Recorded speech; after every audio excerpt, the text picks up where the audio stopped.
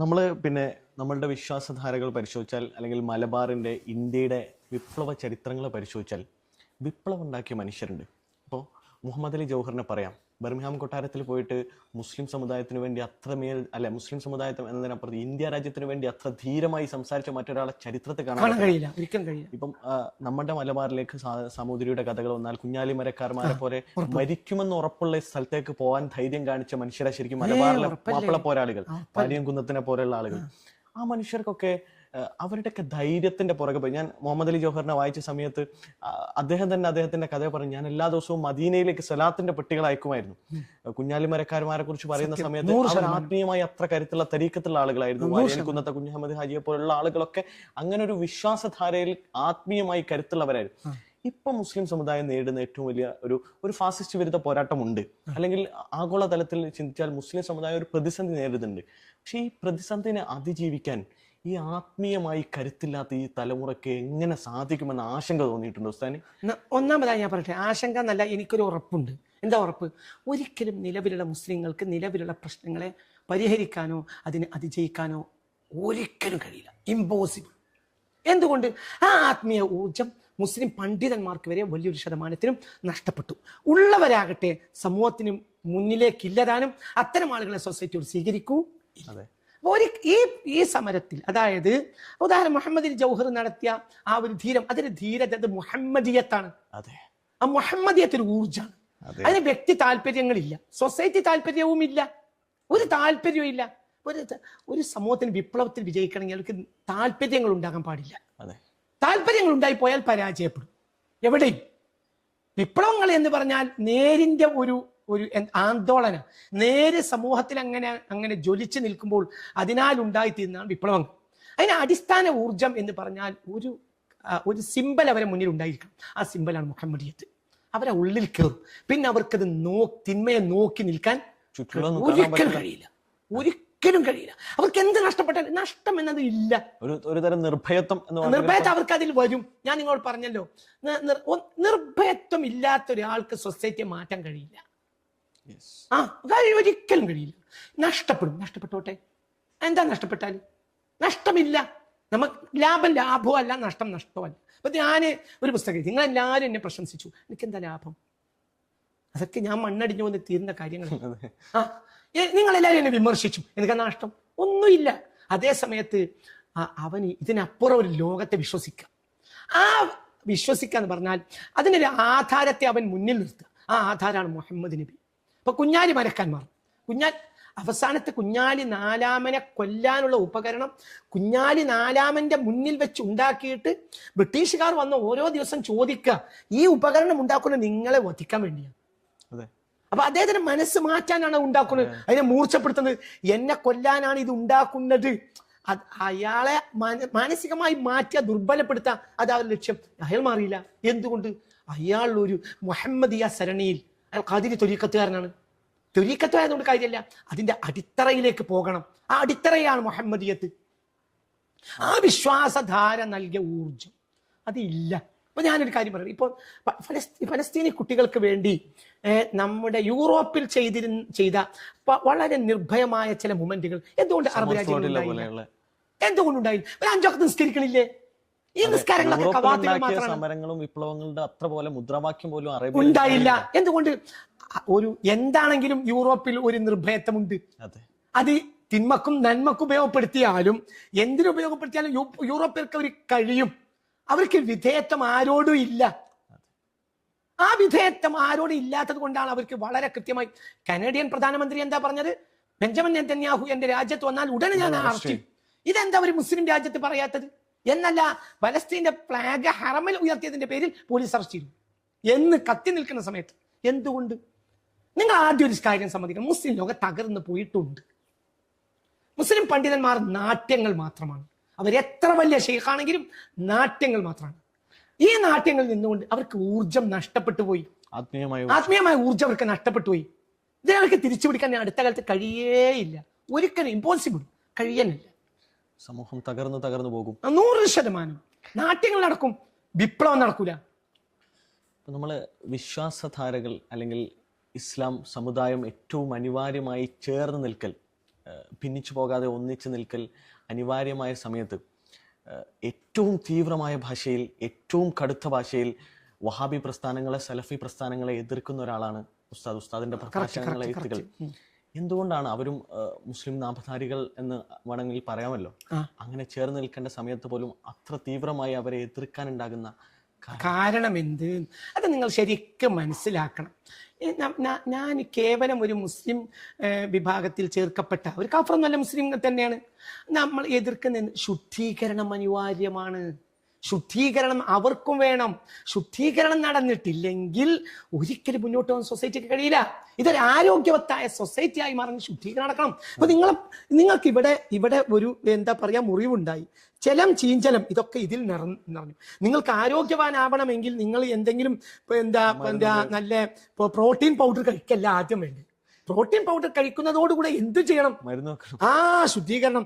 അപ്പൊ ഒരാൾ ചോദിക്കണം, നിങ്ങൾ എന്തിനാണ് ഇത്ര നല്ല ശരീരത്തിന് ആരോഗ്യത്തോടു കൂടെ ജീവിക്കണം എന്ന് പറഞ്ഞ ഇക്കാലത്ത് നിങ്ങളുടെ ശരീരത്തിൽപ്പെട്ട ഒന്നിനെ നിങ്ങൾ കീറുന്നത് എന്തിനാണ് എന്ന ചോദ്യമാണ് ഇപ്പോൾ നിങ്ങൾ ചോദിച്ച ചോദ്യം. ഇതാണ് ഭൂരിപക്ഷം ജനങ്ങൾ മനസ്സിലാക്കി. ശുദ്ധീകരണം വേണം. മുഹമ്മദ് ബിൻ അബ്ദുൽ വഹാബ് ഇസ്ലാമിക കാഴ്ചപ്പാടിനെ തകർത്തു, ആഗോള തലത്തിൽ തകർത്തു. അതൊരു വിഡ്ഢിത്തരാണ്. അതായത് ഇപ്പൊ ഈ കഴിഞ്ഞ ദിവസം ഞാൻ ബദർ യുദ്ധം എക്സാമ്പിൾ, എല്ലാ യുദ്ധങ്ങളും, പുണ്യ നബിയുടെ എല്ലാ യുദ്ധങ്ങളും ഷിർക്കിനെതിരെയുള്ള യുദ്ധങ്ങളായിരുന്നില്ല, പകരം ധർമ്മ സംസ്ഥാപനത്തിന്റെ യുദ്ധങ്ങൾ മാത്രമാണ് എന്ന് ഞാൻ പറഞ്ഞിട്ടുണ്ട്. ഇനി അതിനാരെതിർത്താലും അതാണ്. അത് 100 തെളിവുകൾ എനിക്ക് കാണിക്കാനും കഴിയും. ആരോ എവിടോ എന്തോ എഴുതി വെച്ചെന്നല്ല, മുമ്പ് ഏതോ ഇമാമോ മൗമൂമോ ഈ വിഡിത്തം എഴുതി വെച്ച് ഇത് വായിച്ച് ആവർത്തിക്കേണ്ട ആവശ്യം നമുക്കില്ല. നമ്മളൊരു സൊസൈറ്റി യഥാർത്ഥത്തിൽ ഇന്ന് നമുക്കത് മനസ്സിലാക്കാൻ കഴിയും. ഷിർക്ക്, തൗഹീദ് ഇൻഡിവിജ്വലായി ഓരോരുത്തർക്കും നിർബന്ധമാണ്. അതേ സമയത്ത് അയാളെ കത്തിക്കാട്ടി ഭീഷണിപ്പെടുത്തി അത് ചെയ്യിപ്പിക്കൽ മുസ്ലിം കമ്മ്യൂണിറ്റിക്കോ ലോകത്തിന് സമൂഹത്തിന് നിർബന്ധമില്ല, ഒരിക്കൽ നിർബന്ധമല്ലേ.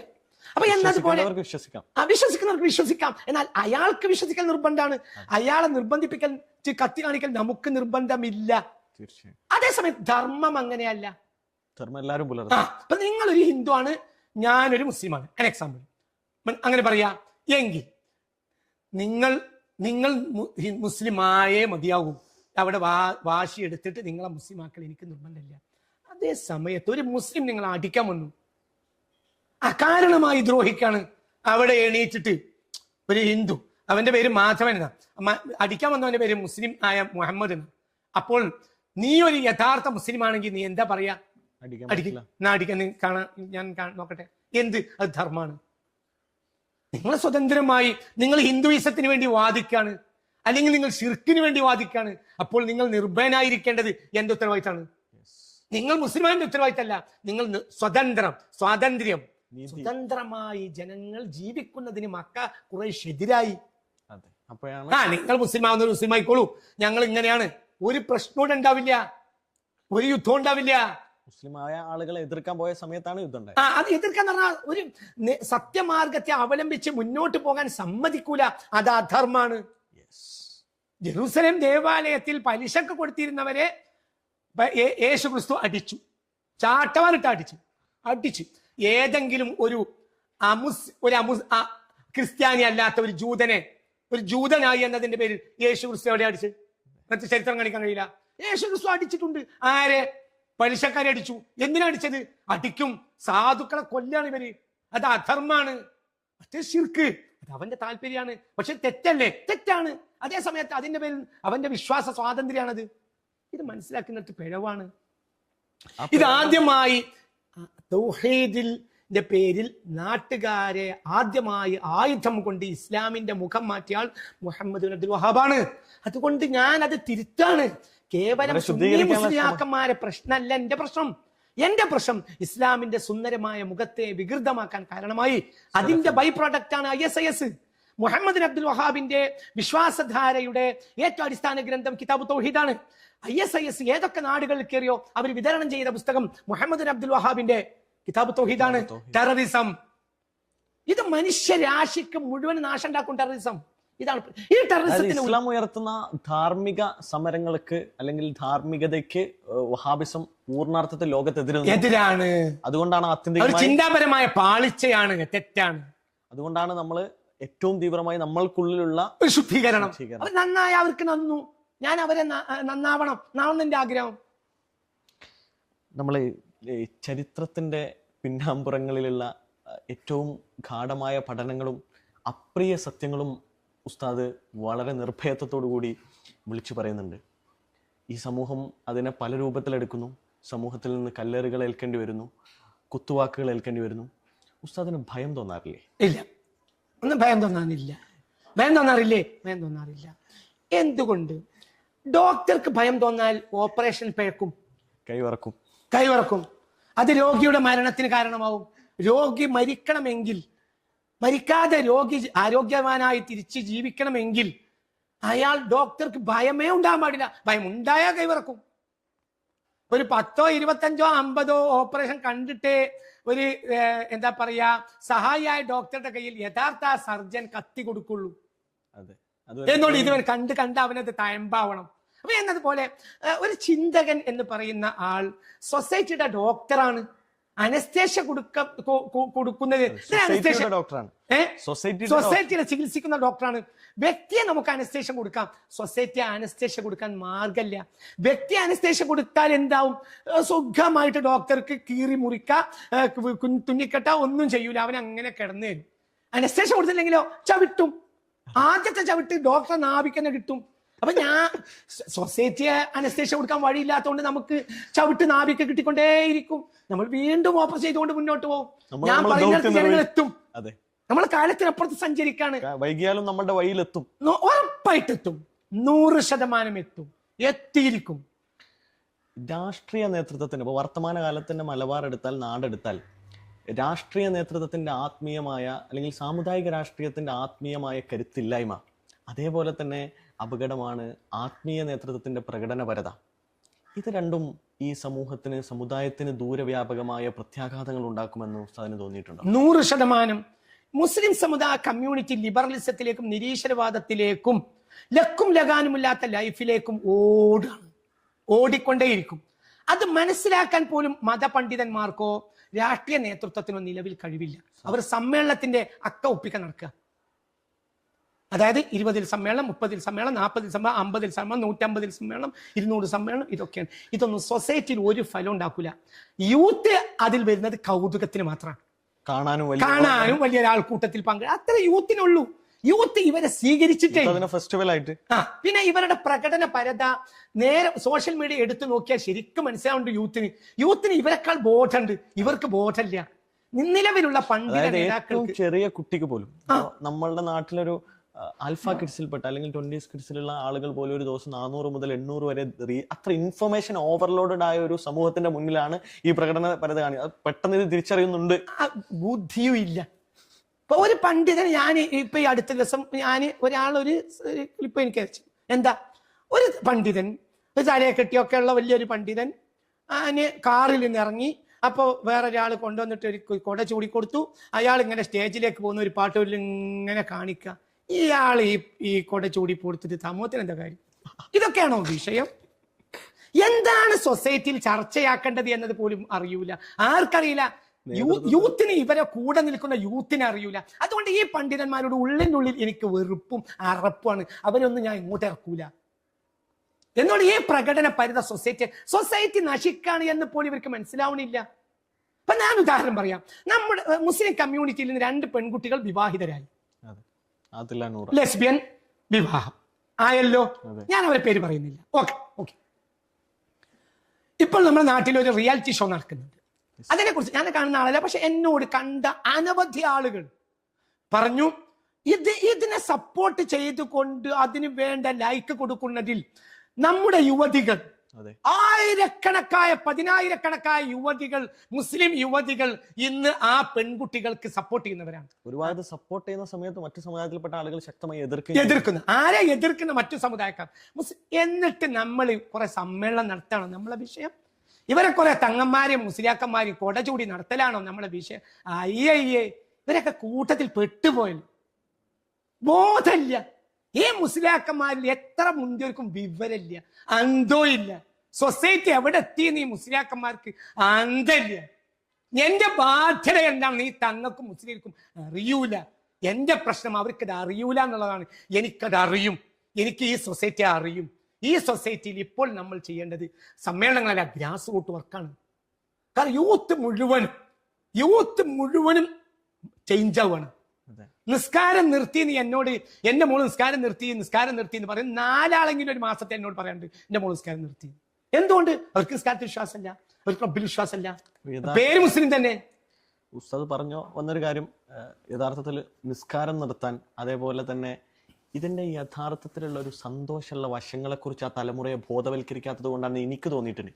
പിന്നെ നിസ്കാരത്തിന്റെ ആത്മാവിനെ പഠിപ്പിക്കുന്നതിലും പരാജയപ്പെട്ടു. അപ്പൊ നിങ്ങൾ കൊടുവള്ളി പരിസരത്താണ്, നിങ്ങളെ കൊടുവള്ളിയിലെ ഡോക്ടർ, എന്റെ ഒരു സുഹൃത്ത് പേഷ്യന്റ് ആയി അയാളെ സമീപിച്ചപ്പോ ആ ഡോക്ടർ പറയാ, ഈ കൊടുവള്ളി പരിസരത്ത് ഒരു ഡോക്ടർ പറയാ, നീ ക്രിസ്ത്യാനിയായിരുന്നു, ഈ ഡോക്ടർ പറയാണ്, എന്റെ തൊട്ടടുത്ത വീട്ടുകാരനായ മുസ്ലിം 5 നേരം നിസ്കരിക്കുന്ന മുസ്ലിം ആയതുകൊണ്ട് ഞാൻ ക്രിസ്തുമതം ഉപേക്ഷിച്ച് നിരീശ്വരവാദിയായി. 10 ആളെ എന്റെ അടുത്ത് വന്നാൽ ആ ആളെ ഞാൻ കാണിച്ചു കൊടുക്കാൻ തയ്യാറാണ്. സത്യസന്ധനായ ഒരു വ്യക്തി യോട് ഡോക്ടർ പറഞ്ഞതാ. എന്ത്? ഈ ഡോക്ടർ പറയാണ്, ബാങ്ക് കൊടുക്കുമ്പോഴത്തിന് പള്ളിയിലെ 5 നേരം ഓടുന്ന സുബഹി അടക്കം പ്രഭാത നിസ്കാരത്തിനടക്കം ഓടുന്ന മുസ്ലിമാണ് എന്റെ അയൽവാസി എന്ന കാരണത്താൽ ഞാന് ക്രിസ്തുമതം ഉപേക്ഷിച്ചു, നിരീശ്വരവാദി. എന്തുകൊണ്ട്? മതത്തിന്റെ ഒക്കെ അന്തർധാര എത്രേ ഉണ്ടാവുള്ളൂ ഈ പ്രകടനം. എന്തുകൊണ്ട്? ഈ മുസ്ലിമിനേക്കാൾ ദ്രോഹിയായ മനുഷ്യനെ എന്റെ ആയുസ്സിൽ ഞാൻ കണ്ടിട്ടില്ല. ഇതല്ലേ സൊസൈറ്റി? ഈ സൊസൈറ്റിയെ നിസ്കാരത്തിന് ആത്മാവില്ല, നിസ്കാരമുണ്ട് ആത്മാവില്ല.